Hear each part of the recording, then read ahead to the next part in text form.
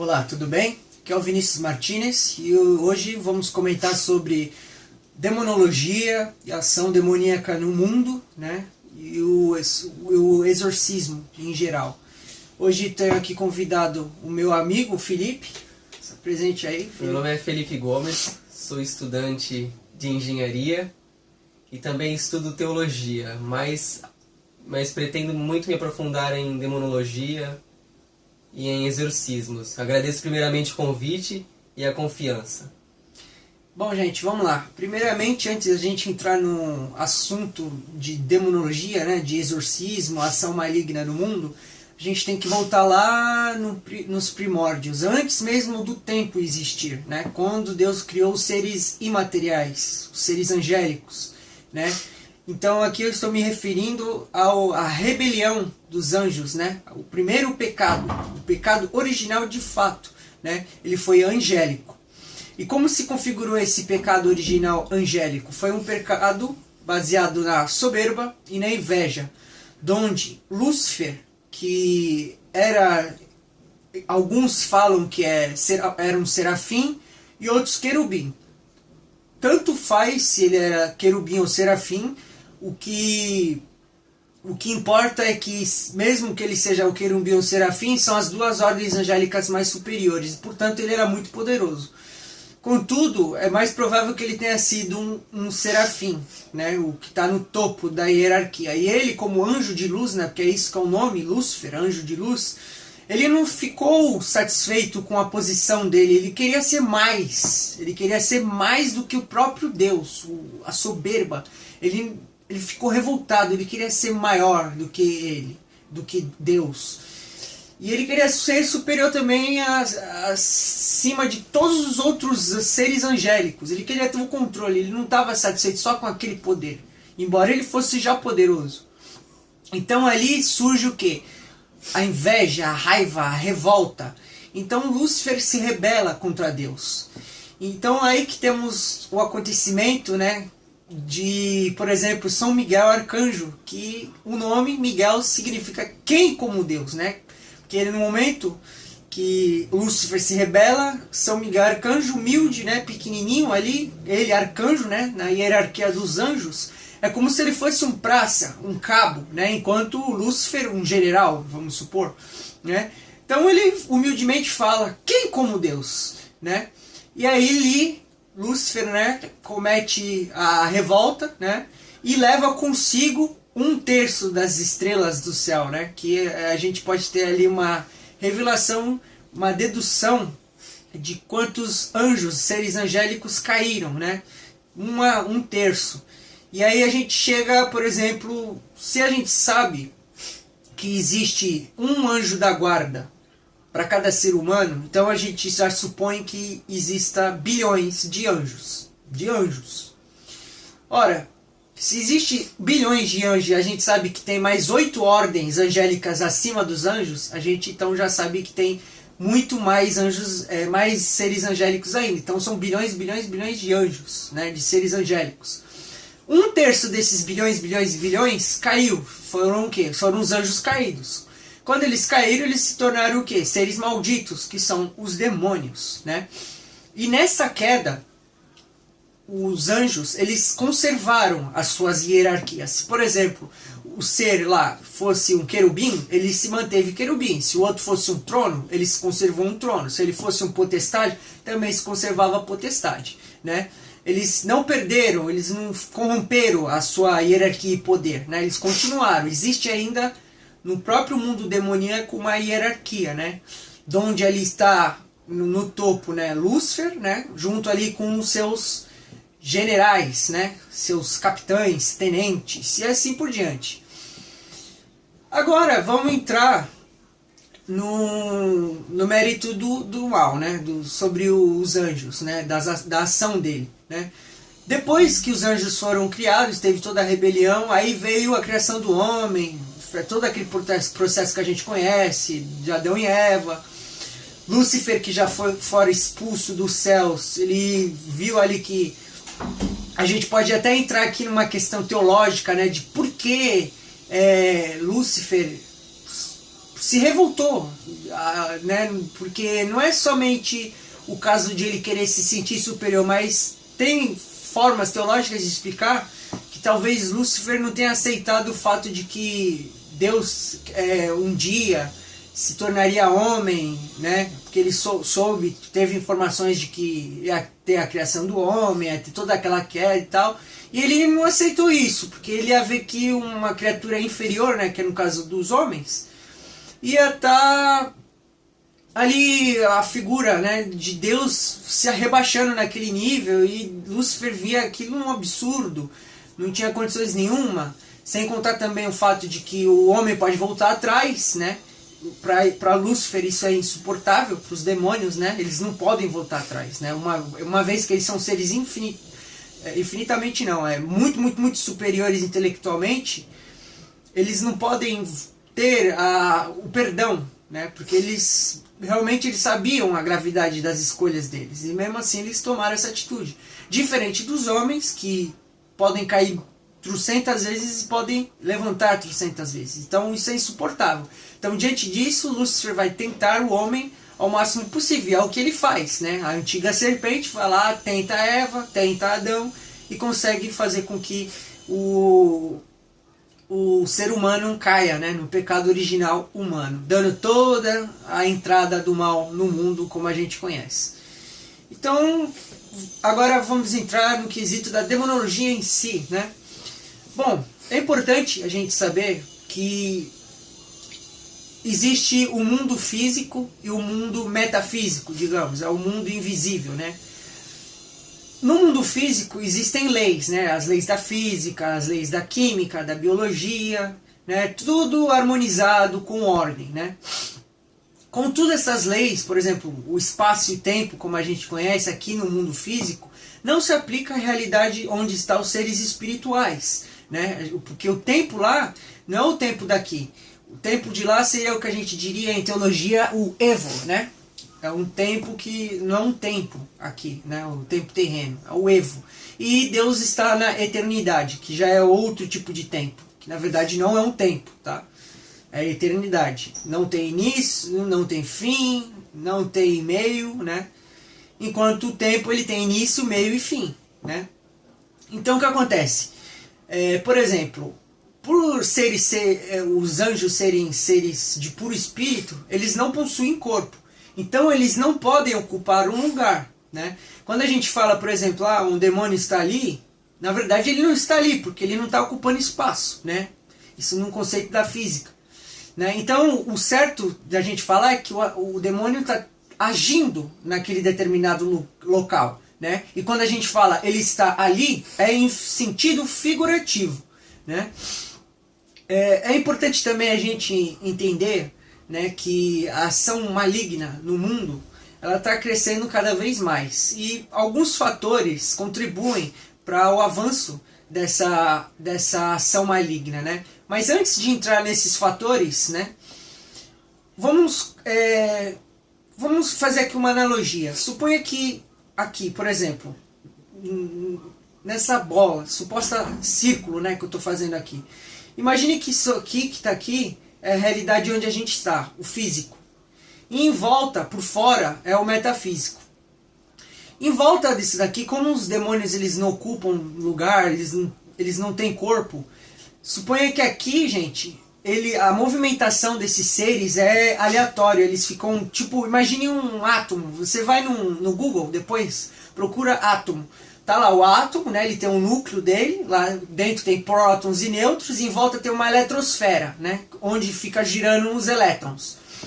Suponha que os elétrons sejam os demônios que ficam lá, em volta do átomo, coisando. É mais ou menos assim a forma com que os demônios ficam no mundo, ao redor do mundo.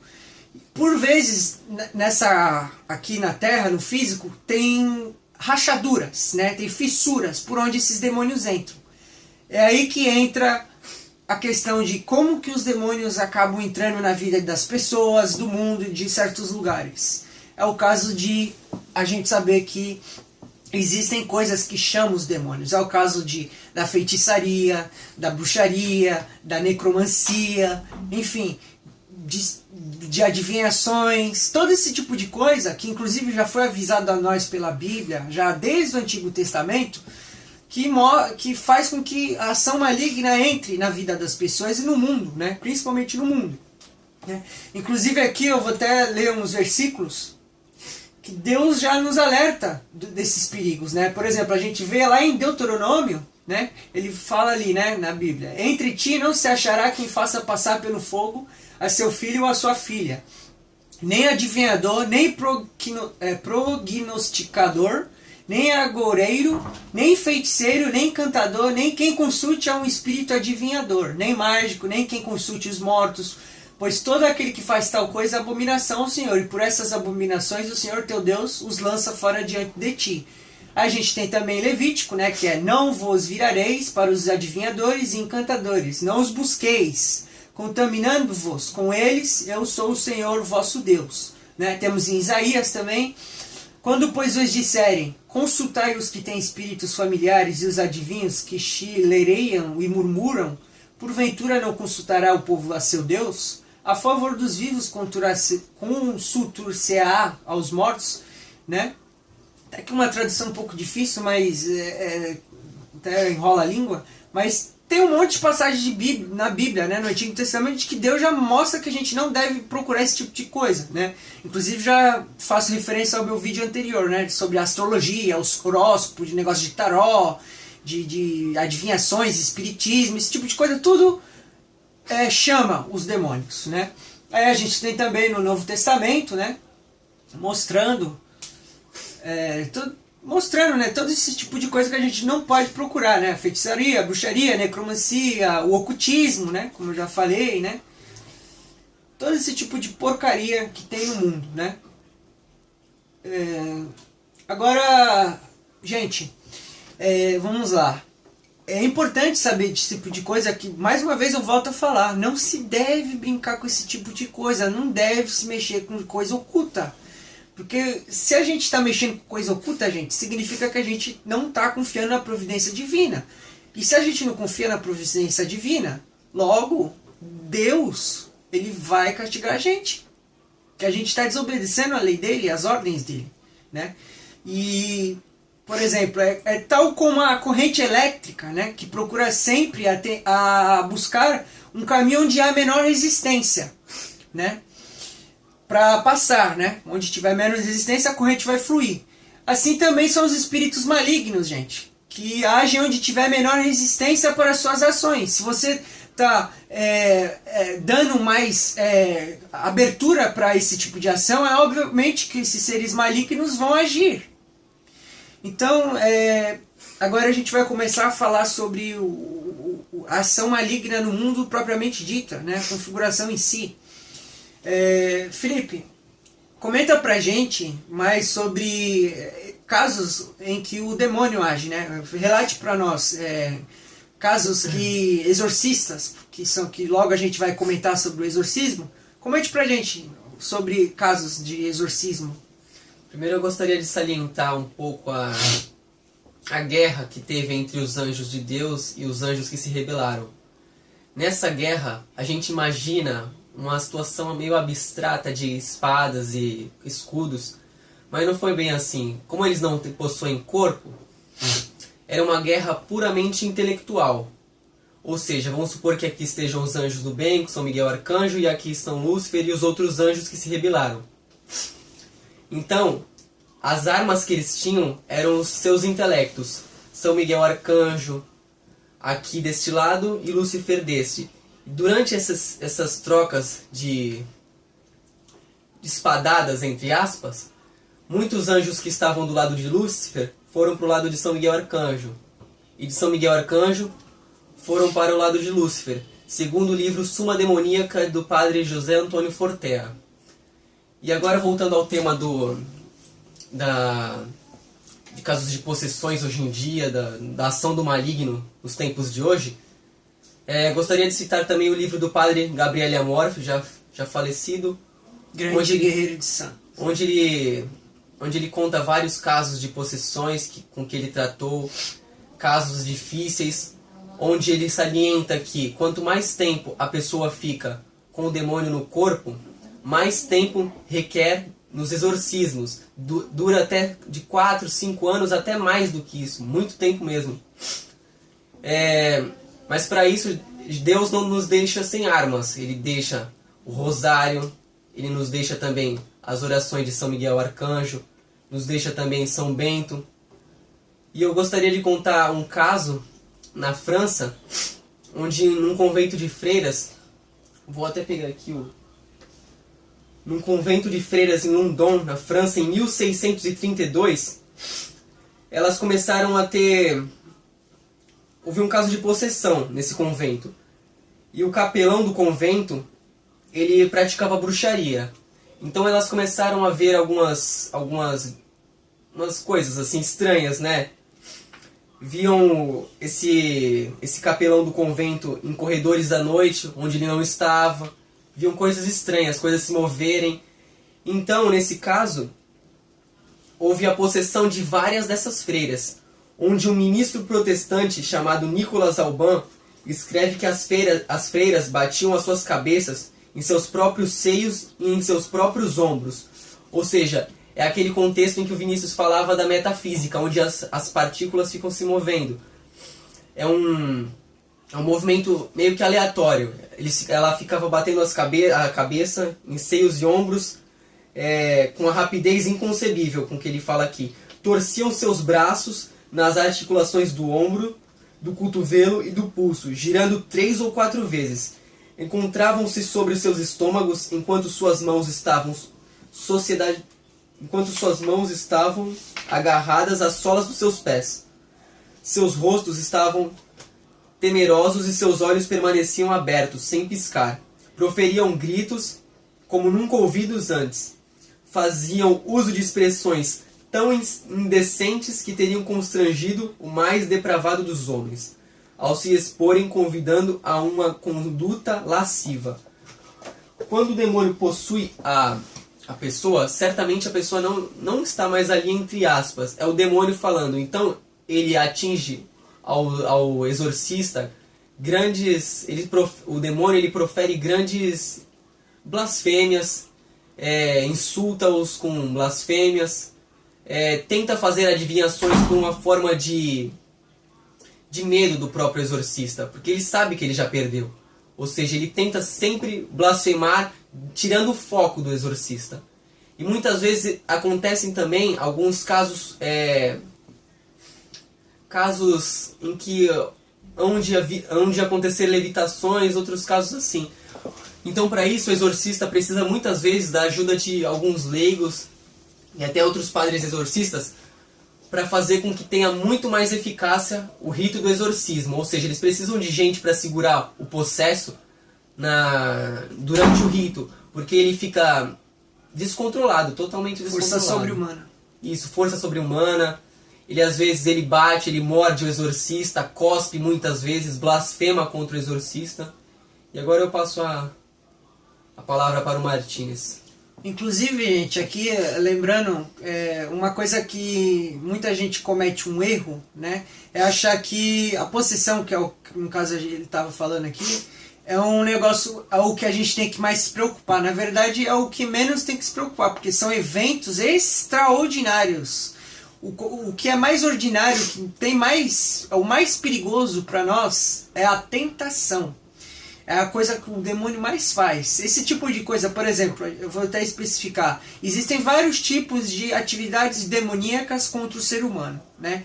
A possessão, que é o caso mais extraordinário, a gente tem, que é quando o demônio toma posse do corpo da pessoa, né? Tem as obsessões demoníacas, que é quando um demônio, ele por meio, como ele é um ser intelectual, ele vai indo ali no intelecto da pessoa, colocando um monte de... fixando um pensamento ruim, por exemplo, fazendo com que a pessoa fique querendo se suicidar, pensamentos blasfêmicos, enfim, é obsessão demoníaca. A sujeição diabólica, que é meio que o demônio, ele te sujeita a ter um pensamento de você querer fazer um pacto com ele, direto ou indiretamente, né?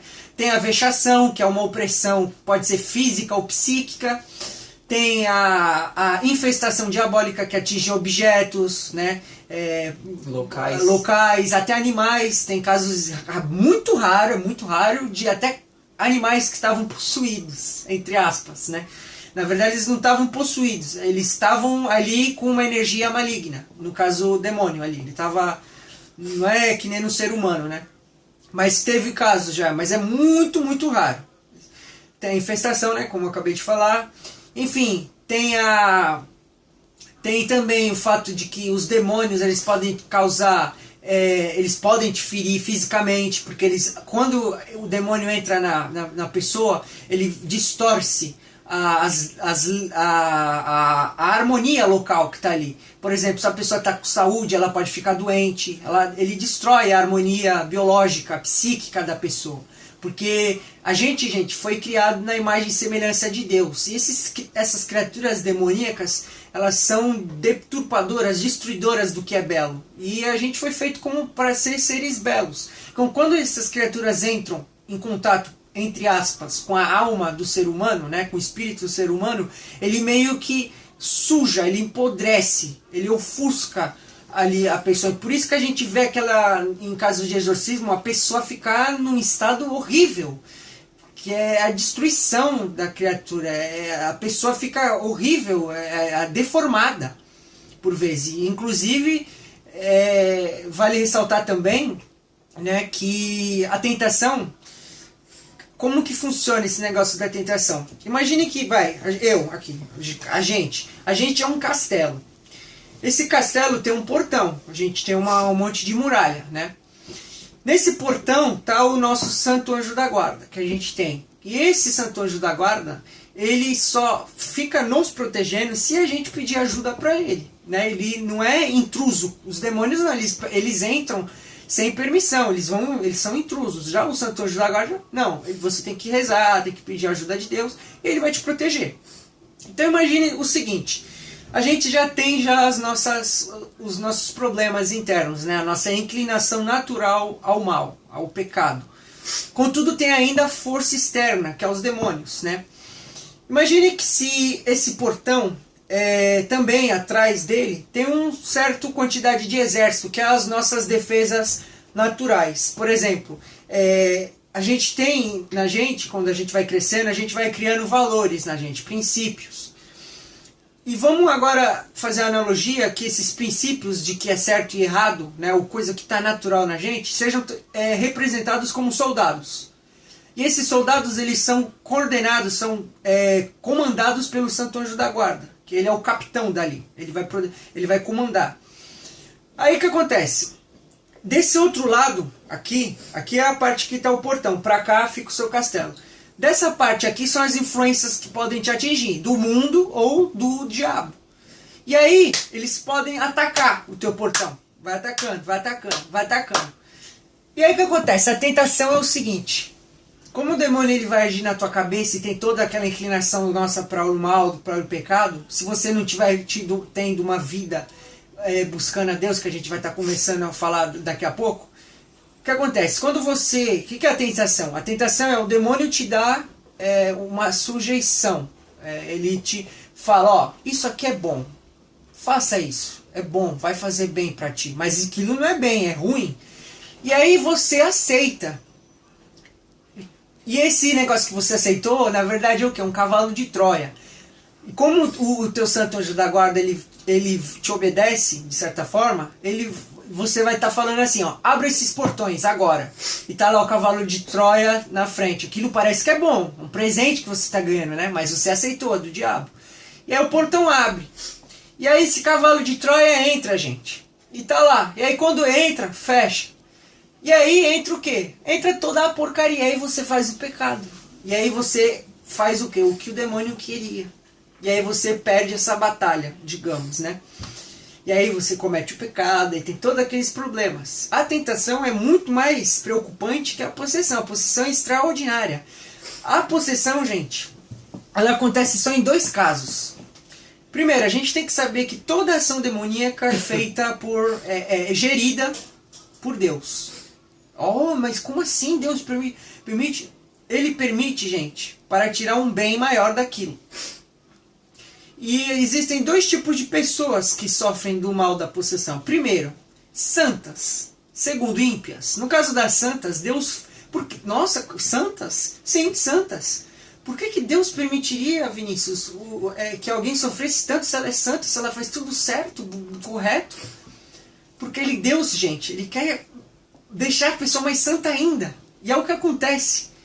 Por exemplo, vou dar o exemplo de São Pio de Pietrelcina, Santo Antão, Santa Gema Galgani, que são pessoas, são santos que enfrentaram o demônio e se santificaram mais ainda, né? E no caso dos ímpios é por castigo, porque foram mexer com coisa errada.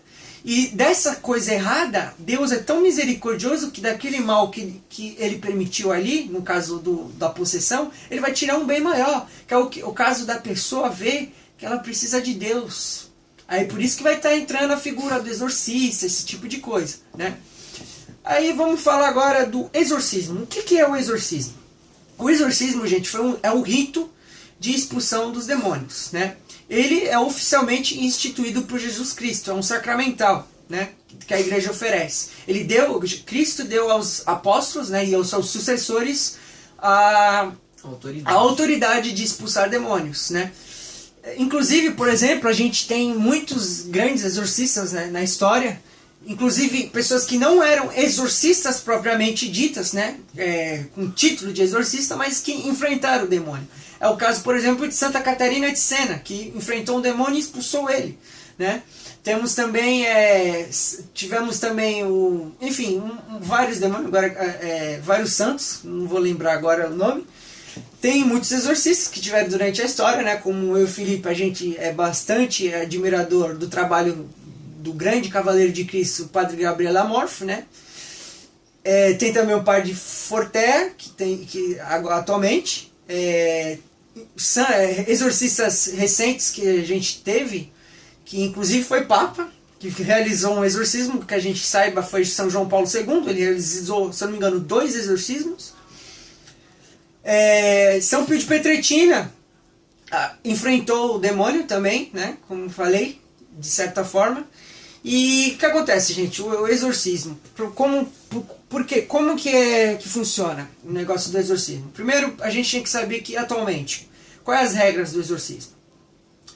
Não é a igreja, gente, não ela é muito prudente com esses casos de negócio de exorcismo, porque muita coisa parece que é coisa do demônio, que é o que nem falei, né? A superstição, tudo é do demônio, não, nem tudo é do demônio. Tem coisas que é coisa da cabeça da pessoa, enfim, são perturbações, doenças psicológicas, psíquicas, enfim. Então o que acontece?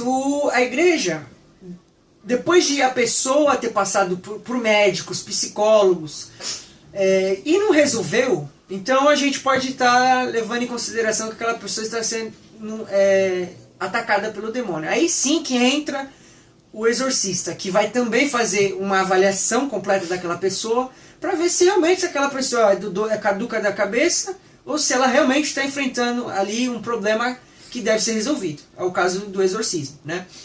E os exorcistas não é qualquer um que pode ser, não, gente. Não é qualquer aventureiro que, por exemplo, que não é porque eu e ele, a gente lê o livro de exorcismo, de demologia, que a gente pode sair fazendo exorcismo. Não é assim.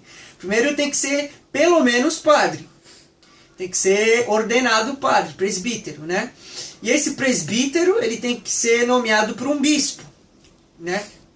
A diocese, né? O bispo da diocese vai nomear esse padre para ser exorcista, né? E outra, esse exorcista tem que ter uma vida santa, ele tem que ser prudente, ele tem que ser corajoso, enfim, tem todas as qualidades de um exorcista que busca. É uma vocação difícil, inclusive tem poucos exorcistas hoje. O mundo precisa de exorcistas e tem poucos, né? Inclusive tem até poucos exorcistas que são bispos, são uma minoria, a maioria mesmo é padre, né? E aí o que acontece, gente? O exorcista, ele tem um rito próprio, né? Eu não lembro como que é o nome mesmo do livro que os exorcistas usam, enfim, é um livro que foi codificado por um papa, eu não lembro o nome, e esse livro, ele tem uma série de orações, né? O exorcismo é, de certa forma, uma oração, mas é um conjunto de orações coordenada com ordem e com sequência e com um processo, né? Tem todo um esquema para desenvolver o exorcismo, né? E ele tem que ser realizado por uma pessoa autorizada, né? E no exorcismo, gente, coisas estranhas podem acontecer. Por exemplo, além, é claro, como ele falou, a coisa que mais acontece é a perturbação da pessoa que está possuída, né? Pode acontecer eventos de poltergeist, por exemplo, um objeto cair no chão, né? Mexer uma cadeira, mexer alguma coisa, enfim, eventos poltergeist. Mas não vai achando, gente, que é aquele negócio de filme, que o bagulho explode, cai tudo, que a casa deu... Não, acontece, mas não daquele jeito, aquele jeito já é mais fictício. Tem coisas de levitação, teve um caso que eu li já num livro, que é o caso de um garoto que ele se levantou até o teto de uma igreja, pra você ter uma noção, ele levantou, e depois que foi realizado o exorcismo, o garoto não lembrava de nada. Foi tipo... Sumiu, o cara nunca nem soube que ele estava possuído, né? Pode acontecer também perturbações locais gerais, por exemplo, animais ficarem perturbados, pode ter, por exemplo, luz ficar piscando, a interferência, aquele negócio de entrar coisas estranhas no mundo físico. Vai ter eletrodomésticos também ligarem e desligarem. Torneiras abrindo. Exatamente. Já ouvi até casos de paredes que se rachavam, saíam água, e depois, quando chamavam alguém para consertar, a parede estava intacta. Exatamente. E inclusive, por exemplo, o negócio de demônio, né? Como eles são seres intelectuais, gente, eles têm, de certa forma, acesso à nossa cabeça, né? Ao nosso inconsciente, eles conseguem deduzir os seus pensamentos, né? Eles não leem teu pensamento, lembrando disso, eles não leem teu pensamento. Mas com o intelecto superior deles, eles conseguem conjecturar coisas. Por exemplo, eles também conjecturam o futuro. E com o intelecto deles, eles deduzem certas coisas. Então, eles vão saber, de certa forma, o que você está pensando ali no momento, né? Inclusive, os demônios, eles têm tentações, eles escolhem, se especializam. Por exemplo, eles fazem doutorado em algo. Uma analogia. Por exemplo, tem demônios especializados na ira, tem demônios especializados na avareza, demônios especializados na luxúria, né? Na preguiça, esse tipo de coisa, né? Tem vários tipos de demônios, né? Outra coisa que é importante se ressaltar, não é a hierarquia do demônio, né? Por exemplo, se ele é um general ou ele é um soldado que vai definir se ele vai fazer mais ou menos mal, né? Outra coisa, os demônios, né? Eles podem falar, entender vários idiomas. Inclusive, muitas vezes eles fazem isso com o intuito de confundir o exorcista, ou também impressionar o exorcista para ele ficar assustado, ou as pessoas que estão ao redor assustado. Aí você pergunta, qual é o objetivo de ficar mexendo as coisas? Bom, o primário é de distrair. Como o exorcismo ele é baseado em orações, em rezas, então, por exemplo, você está rezando e está lá os objetos mexendo, isso tende a tirar a tua atenção, né? E se tira a tua atenção da tua oração, a tua oração perde poder, de certa forma, porque você se distraiu com aquilo. Então, ele vai fazer o máximo para te distrair, né? Por isso que, inclusive, os exorcistas, quando um exorcista novo entra no pedaço, ele tem sempre um mestre, geralmente, que é para ele ganhar experiência, né? Para ele não se impressionar, porque acontece esse tipo de coisa. Os exorcistas mais experientes, eles veem aquilo aqui, tá lá o objeto mexendo, a pessoa até flutuando, ok, beleza, continua aí, cara. Vou aqui continuar fazendo, e é assim que acontece, gente. Outra coisa aqui que eu vou falar, aliás, eu já até falei, né? Eles podem causar os estigmas, né? Eles podem causar problemas físicos, né? Realmente causar doenças, machucados nas pessoas. Eles podem mover objetos, como eu já disse. Eles podem causar pesadelos, né? Porque eles mexem com a cabeça da pessoa, né? Com a mente. E aí, como eu já tinha falado para vocês, que o demônio ele não tem corpo. E de fato ele não tem corpo, ele é puro espírito. Então, aí você fala, então como é que é possível que tenha gente que tenha visto demônios? O que acontece, gente, é que por eles serem seres intelectuais, eles têm certo acesso à tua cabeça, eles podem fazer com que você veja ele de forma corporal, mas eles não têm corpo. Você está vendo ele ali, mas é uma ilusão que ele está te causando. Ele quer que tu enxergue ele daquela forma. Então ele vai brincar com a tua cabeça, né? Agora vamos perguntar. Mas, gente, na verdade, eu vou até passar para tu, Felipe. O que tem a comentar agora? Eu gostaria de comentar também um caso em que um convento tinha uma medalha de São Bento no chão do seu convento, uma medalha bem grande no seu convento, e alguns bruxos e feiticeiros de um determinado local tentavam fazer malefícios para as pessoas desse convento, tentavam de toda forma fazer malefícios, jogar algo de ruim nesse lugar, mas não fazia efeito por causa da medalha de São Bento. Eu gostaria de salientar o poder da medalha de São Bento, do Santíssimo Rosário. Os sacramentais. Isso. Que nem, gente, é muito importante, inclusive a gente já vai até entrar agora, né? Na verdade, eu vou comentar algo antes pra gente entrar na questão do como se proteger contra essas coisas, né? Gente, perguntam pra mim, né? Tem duas perguntas, né? Sobre fantasmas. O que são fantasmas? Eles existem? Não, eles não existem, gente. E fantasmas não existem, não do jeito que as pessoas falam. O que acontece é que, primeiro, na verdade é algo da cabeça da pessoa. Ela, por algum pensamento, alguma influência, o inconsciente dela faz com que essa pessoa gere algumas alucinações, ou até mesmo num sonho, a pessoa está sonhando.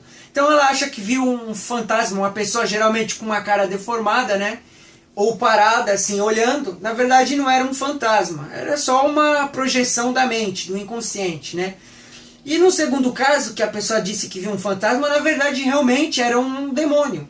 Era uma ação diabólica que estava ali. Como eu disse, os demônios, embora eles não possuam corpo, eles podem brincar com a sua cabeça. Eles vão projetar ali que ele tem um corpo para você ver ele, né? Então eles podem brincar com a sua cabeça, né? E pergunto também, o mal tem limites? Não. Não tem limites, gente. O mal pode ser cada vez mais... Porque o que é o mal? O mal é a ausência de um bem. É a corrupção do bem. Quanto mais você corrompe o bem, tanto mais você fica afastado do bem. Que é natural, porque a gente tem que fazer o bem, né? A linha da reta bondade. Se você não segue a linha da reta bondade, você se desvia e você fica fora dela. Você acaba o quê? Ficando com a ausência do bem. E a ausência do bem é o mal. E aí o que acontece? Por exemplo, uma pessoa, ela matou uma pessoa, né? Ela fez um mal. Contudo, essa pessoa ainda tem um meio de matar mais 10 pessoas. Ela fez um mal maior. E aí ela tem acesso a matar mais 100 pessoas. Ela fez um mal maior ainda, né? É o caso, por exemplo, do Hitler, que matou milhões de pessoas, né? E aí veio o Stalin, que matou mais pessoas ainda.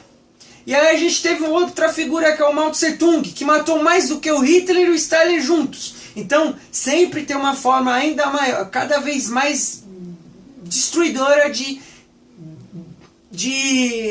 corromper o bem, né? De cometer o mal. Sempre tem mais, né? É muito cruel esse tipo de coisa, gente. O mal, que não é uma entidade, né?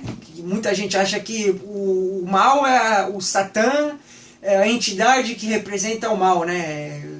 Que é um Deus, né? Gente, Satã, em relação a Deus, ele é infinitamente menor que uma partícula subatômica. Infinitamente menor que uma partícula subatômica. Ele não é nada, gente. Satã é uma porcaria, fracote, um lixo patético perto de Deus. Perto de Deus. Mas em relação a nós, por ele ser um ser de puro espírito, ele ter um poder seráfico, ele é mais forte do que a gente. E é um erro grave a gente se achar mais forte que ele. É um erro grave. Muita pessoa entra na soberba de que só porque tem os sacramentais, tem o conhecimento, discernimento das coisas, acha que pode ficar brincando com o demônio. Não é assim não, gente. Isso daí é um erro grave. Eles são mais fortes do que a gente. E por isso que a gente tem que estar sempre recorrendo à ajuda de Deus, dos santos anjos, dos santos, da Virgem Santíssima, que é o terror do inferno. É o terror do inferno. Certa vez, Padre Gabriel Amorfi perguntaram, né?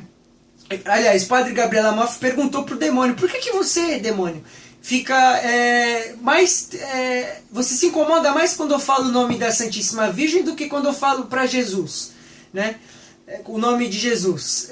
Aí o demônio respondeu a ele, né, que é muito mais cruel, muito pior ser humilhado, esmagado por uma criatura, que no caso é a Maria, uma criatura que em tese seria mais fraco que o demônio, né? Mas não é agora, porque ela é gloriosa, ela é a rainha dos céus, tá abaixo só de Deus, do que Jesus, que é Deus infinitamente, né? Então por isso que o demônio, ele fica, quando fala o nome da Virgem Santíssima, ele se estremece, o inferno inteiro, né? Porque é insuportável a ideia de que uma criatura humana seja superior a todos eles, né? E, bom, agora vamos falar sobre o combate ao maligno. Vamos perguntar, como que se livra dessas coisas, gente? Primeiramente, não tem como a gente se livrar completamente da ação maligna. A gente todos os dias está a gente sofre de tentações, gente. Sabe aquela vozinha lá no fundo? Não é uma voz, mas sabe aquele negocinho que fica, tu não entende às vezes, mas fica lá, faz aquilo. Faz aquilo, Vinícius, por exemplo. Não, aquilo ali é errado, é chato. Pra que ser bom? Pra que ser obedecer? Pra que rezar? Pra que amar? Pra que isso? Não precisa, Vinícius. Fica aquela vozinha no fundo. É a tentação, gente. É a tentação de fazer algo mal. É uma corrupção, né? Inclusive, né? Aí agora a gente vai coisa, por exemplo, o demônio escolhe pessoas? Não escolhe, a gente não sabe, gente, é um mistério. Ele não tem essa de escolher. O demônio pode escolher um pagão, pode escolher um cristão, pode escolher um monte de gente. A aplicação do mal que ele vai fazer para aquela pessoa depende, não tem como saber. É um mistério, gente, a ação demoníaca, né? Mas tudo a gente lembra. A gente lembra aqui que tudo concorre para o bem daqueles que amam a Deus. E de todo o mal que é permitido, Deus tira um bem ainda maior, né? E como a gente pode, pelo menos, vamos ganhar uma proteção, né, Felipe? Uma proteção extra contra o combate dos demônios. Como o Felipe já disse, os sacramentais, gente. Por exemplo, tem aqui, crucifixo, Cristo crucificado, crucifixo, né? A gente tem também o Ave Maria, um Ave Maria bem rezado com devoção é capaz de estremecer o inferno inteiro. Recorrer à Santíssima Trindade, obviamente, Deus, né, que abala todo mundo, todo o inferno. Os sacramentais, né, como já eu acabei de falar, o crucifixo, mas também tem outros, que é, por exemplo, o escapulário, né, escapulário de Nossa Senhora do Carmo, a medalha de São Bento, são todos sinais da nossa fé, são sinais que mostram que a gente está sob proteção de Deus, né?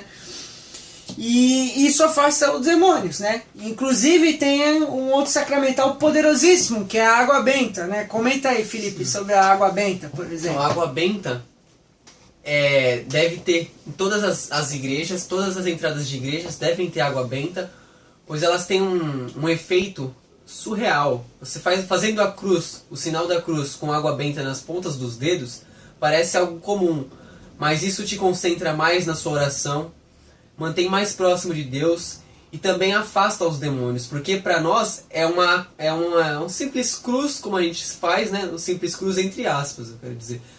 Mas é normal, quando a gente entra na igreja, a gente faz o sinal da cruz. Mas para o demônio, com água benta, aquilo é uma cruz em fogo para ele, sabe? Afasta mesmo. Uma luz poderosíssima, como se queimasse eles. É muito forte. Inclusive nos exorcismos utilizado a água benta, eles jogam e os demônios queimam. Ali é uma simples água, mas como ela está abençoada, os demônios ficam apavorados e queima mesmo, gente, eles, né? Tem também a intercessão de São Miguel Arcanjo, né, dos nossos santos anjos, né? E agora vamos comentar sobre 4 erros graves que a gente pode cometer nisso tudo. Que é o que? O orgulho e a soberba, né? Bom, tem pessoas que acham que só porque tem a proteção de Deus elas estão imunes à ação do maligno, então elas vão se achar as poderosíssimas, né? Vai querer subestimar a Deus, subestimar o demônio. Inclusive tem um caso bizarro de um pastor, né, que eu estava vendo aqui na internet, um pastor sul-africano que disse que foi no inferno e matou o diabo, né? Acabou, resolveu o problema de todo mundo já, né? Foi lá, desceu, foi que nem o Dante's Inferno, né, o Dante lá de um jogo, né, desceu todos os círculos do inferno e matou lá o próprio Satanás, né?